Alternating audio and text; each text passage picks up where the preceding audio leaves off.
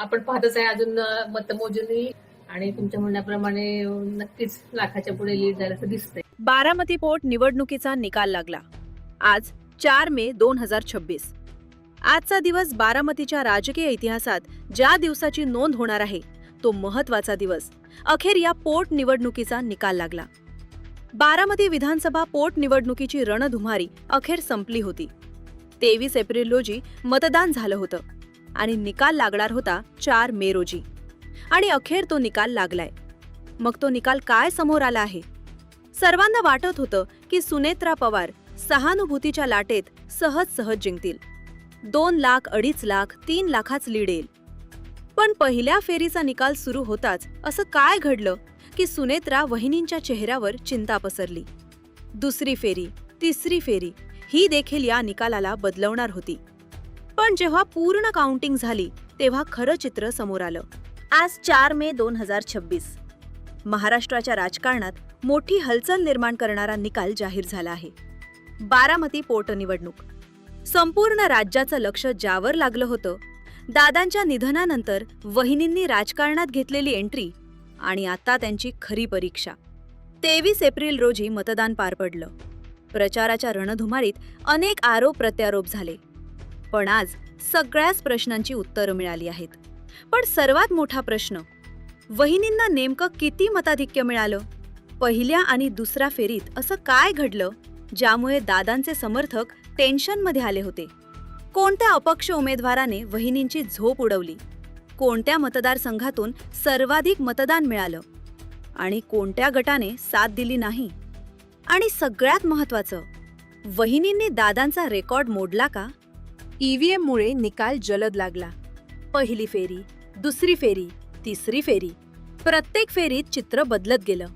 पहिल्या फेरीतच असं काही घडलं ज्यामुळे वहिनींच्या चेहऱ्यावर स्पष्ट चिंता दिसत होती. पण जसजशा पुढच्या फेऱ्या पुढे सरकत गेल्या तसतसं चित्र पूर्णपणे बदललं. आणि शेवटी जेव्हा फायनल काउंटिंग समोर आली तेव्हा सगळ्यांना धक्का बसला. एकूण मतांची संख्या आणि अंतिम मताधिक्य नेमकं किती? चला तर मग या बारामती पोटनिवडणुकीचा पूर्ण, सविस्तर आणि एक फेरीचा रिपोर्ट पाहूया.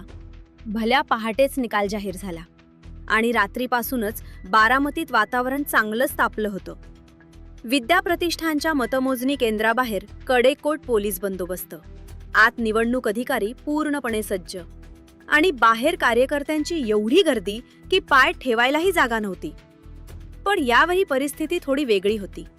यावेळी फक्त 2 मोठ्या गटांमध्ये लढत नव्हती, तर अनेक अपक्ष उमेदवारांनीही रिंगणात उतरून समीकरणं बदलून टाकली होती. विशेष म्हणजे काँग्रेससारख्या मोठ्या पक्षानं उमेदवार दिला नव्हता आणि इतर मोठे पक्षही या लढतीपासून दूर राहिले होते. पण तरीही काही अपक्ष उमेदवारांनी मैदानात उतरून या निवडणुकीत जबरदस्त चुरस निर्माण केली. त्यामुळेच ही निवडणूक साधी राहिली नाही, तर प्रत्येक फेरीत थरार वाढत गेला. पहिली फेरी सुरू झाली आणि सुरुवातीलाच एक मोठा धक्का बसला. सकाळी मतमोजणी सुरू होताच या केंद्रातून येणाऱ्या बातम्यांनी सगळ्यांचंच लक्ष वेधून घेतलं. कारण पहिल्याच फेरीत अनपेक्षित चित्र समोर आलं. अपक्ष उमेदवार अचानक आघाडीवर दिसू लागले आणि सुनेत्रा वहिनी काहीशा चिंतेत असल्याचं चित्र दिसलं. अनाउन्समेंट झाली. टेबल क्रमांक 3 वरून अपक्ष उमेदवार आघाडीवर. आणि त्या क्षणी सुनेत्रा पवार दुसऱ्या क्रमांकावर गेल्याची बातमी बाहेर आली. यामुळेच कार्यकर्त्यांमध्ये टेन्शनचं वातावरण निर्माण झालं. पण ही फक्त सुरुवात होती. पुढे काउंटिंग जसजशी पुढे सरकत गेली तसं चित्र बदलणार होतं. कोणत्या मतदारसंघातून, कोणत्या गटातून आणि कोणत्या गावातून सुनेत्रा वहिनींना जबरदस्त साथ मिळाली आणि कुठे त्यांना विरोध झाला? कुठे ते किती मतदान पडलं आणि कसं बदललं संपूर्ण समीकरण? हे सगळं पुढच्या फेऱ्यांमध्ये स्पष्ट होणार होतं. पण एक गोष्ट नक्की, या निवडणुकीची सुरुवातच झाली होती एका मोठ्या धक्क्याने, जिथे अपक्ष उमेदवार थोड्या फरकाने पुढे जाताना दिसत होता. पहिल्या आणि दुसऱ्या फेरीत हे चित्र ज्यानं टेन्शन वाढवलं, सुनेत्रा वहिनी देखील त्या ठिकाणी तिथं निघाल्या होत्या. बारामतीच्या शहराच्या काही भागातून मिळालेला प्रतिसाद, ज्यामुळे दादांच्या गोटात टेन्शन वाढलं होतं, पुण्यात आणि मुंबईत काही ठिकाणी फ्लेक्स लोकांनी रात्रीच लावून टाकले होते. पण आता ते फ्लेक्स काढावे लागतील की काय, वहिनीच नेमकं काय होणार, अशी चर्चा सुरू झाली होती. अपक्ष उमेदवारांनी जी मत घेतली होती ती मतं थोडीशी विचार करायला लावणार होती. आणि अखेर तिसरी फेरी आली आणि वातावरणातून बदल झाला आणि इथूनच विजयाचा मार्ग त्या ठिकाणी आता दिसत होता. पण पाचव्या फेरीत जे होणार होतं त्याची कल्पना कुणाला नव्हती. तिसरी फेरी सुरू झाली तसं चित्र पलटायला लागलं. ग्रामीण भागातले जसे माळेगाव पंधरे या पट्ट्यातील ईव्हीएम मशीन उघडल्या गेल्या. इथे मात्र वहिनींनी जोरदार कमबॅक केलं. तिसऱ्या फेरीनंतर केंद्राबाहेर थोडी गोडधोड आणि पेढे वाटायला सुरुवात झाली होती. कार्यकर्त्यांना अंदाज आला होता अपक्ष उमेदवार मतं खात असले तरीही वहिनींचं हक्काचे मतदार त्यांच्या पाठीशी ठामपणे उभे आहेत. पण तरीही मनात एक धाकधूक होती, कारण हा निकाल फक्त एका फेरीवर ठरणार नव्हता, तर शेवटच्या अंतिम आकड्यावर सगळं अवलंबून होतं. फेऱ्यांमध्ये चढ उतार सुरू होते, पण मोठी चिंता होती ती म्हणजे जवळपास 50 अपक्ष उमेदवार मैदानात होते. प्रत्येकाने जरी थोडी थोडी मतं घेतली तरी समीकरण पूर्णपणे बिघडू शकत होतं.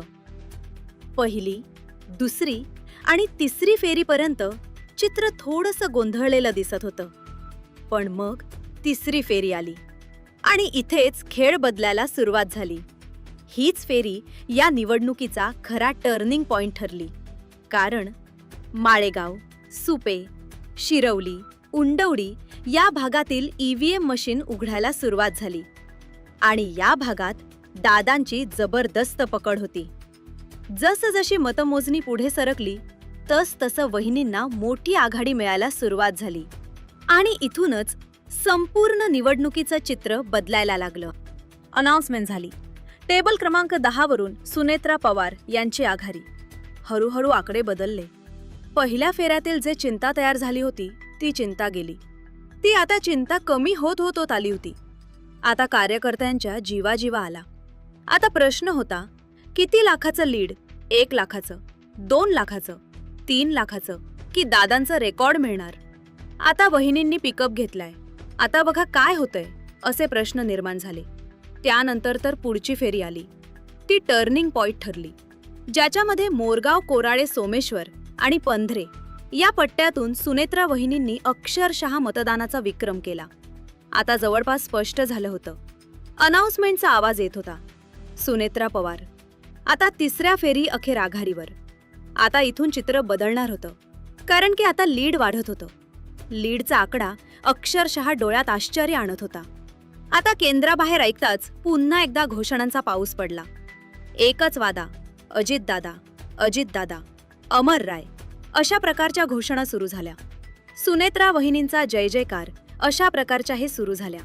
या घोषणाने विद्या प्रतिष्ठानचा परिसर दणाणून गेला. जे कार्यकर्ते काही वेळापूर्वी शांत बसले होते त्यांनी आता गुलालाची पाकिटं फोडायला सुरुवात केली. टीव्ही स्क्रीनवर वहिनींचा ग्राफ झपाट्याने वर जाताना दिसत होता आणि बारामतीमध्ये थरार शिगेला पोहोचला होता. दरम्यान राहुरीमध्येही निकालावर सगळ्यांचं लक्ष लागलं होतं. तिकडेही तितकीच खळबळ उडाली होती. पण इकडे चौथी फेरी सुरू होईपर्यंत सुनेत्रा वहिनींची आघाडी मोठ्या फरकाने वाढली होती आणि चौथ्या फेरीत तर विक्रमच झाला. सांगवी, निमगाव, लोणी भापकर आणि मोरगाव या भागातून वहिनींना प्रचंड मताधिक्य मिळालं.